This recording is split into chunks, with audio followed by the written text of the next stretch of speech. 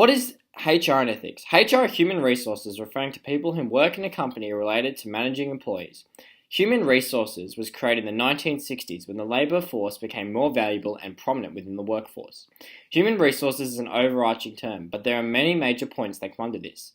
Such points are workforce planning, talent acquisition, performance and reward, employee development, maximising and retaining talent, employee health and safety, HR operations, and employee relations. HR and Ethics Department also has a responsibility to manage the well-being of the operation within the business to make sure everyone knows their role and duty and is comfortable undertaking their positions. HR also has another major role in supporting the business and its key ideas towards the future. It also involves making sure that all issues are raised and all concerns are dealt with within the business. There are many challenges that HR and ethics can face and span from. This can be seen through cash compensation plans, race and gender and disability, employment issues, and privacy issues. HR also needs to be able to change with the times. This can be seen through more and more millennials joining the workforce. A study in 2018 was undertaken to see why millennials weren't choosing to work for certain companies. It was found that millennials are choosing not to work for certain companies based on their beliefs and values. Furthermore, we see the importance of ethics within HR through the quote, "The HR profession can and should play a fundamental role in creating ethical organisation." This further highlights the importance of HR and the ethical decisions that people choose to work in the workforce. So, HR organization needs a person who are responsible for being able to make decisions to deal with the wrong action of employees. This is obviously not an easy task. This requires confidence and authority.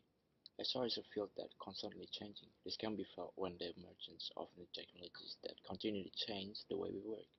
Staying on the best performance requires skills and knowledge. Conflict of interest, internal politics that can divert attention and also cause a poor quality of work. One way to establish this policy is to provide the employee handbook that define and prevent conflict of interest. Communication is a very important process. HR must communicate with two directions, both for employees or employers. In this way, HR will be able to contribute and act with the aim of creating stability in the work environment. The last one is to implement diversity. The company may recruit and hire some group of people who feel valued. People like this can potentially cause a problem. By working with colleges on corporate moral, HR has the duty to set standards for diversity and clarity in their organization. As explained by Don and Zinzin, leaders are more than ever required to behave ethically. The behaviour of leaders is guided by their principles, the core philosophies which inform the business ethos and culture. The principles that HR managers should take into account should be social and environmental. The increasing importance of strong principles for HR professionals is largely due to the increasing number of millennials entering the workforce.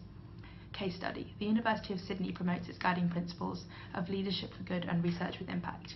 These principles help to guide many of the organisation's decisions, including supporting lecturers who chose to attend the recent Walk for Climate Action strike.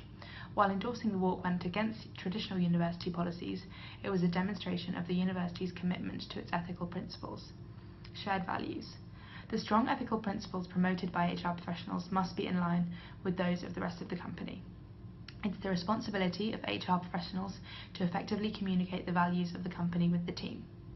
In a 2006 report, Paul Fiorelli brilliantly explained the importance of integrating values into an organisation. Case study. Apple is a good contemporary example of a company which ensures its shared values guide its HR decisions. The guiding principles of innovation and agility are harnessed through Apple's HR strategy, which employs based on creative mindsets, not qualification, and encourages employees to seek their own training and development. Similarly, Accor Hotels ensures all of its members of staff receive a full day of training in the philosophy of Heartist. Risks and benefits of human resources and ethics. HR ethics has its own benefits, such as employees rely on the HR ethics and expect that HR team should exercise discretion and good judgment. Secondly, exercise HR ethics underlie compliance with federal, state, and local employment rules and regulations.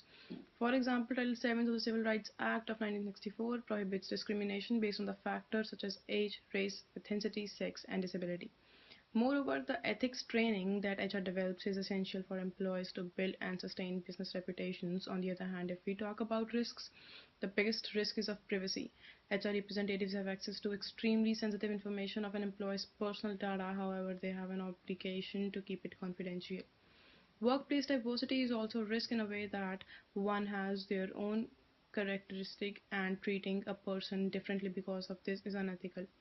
Employee safety also adds to the risks, but HR department is responsible for protecting employees from any potential hazard at the workplace. This was all about risks and benefits of HR and ethics.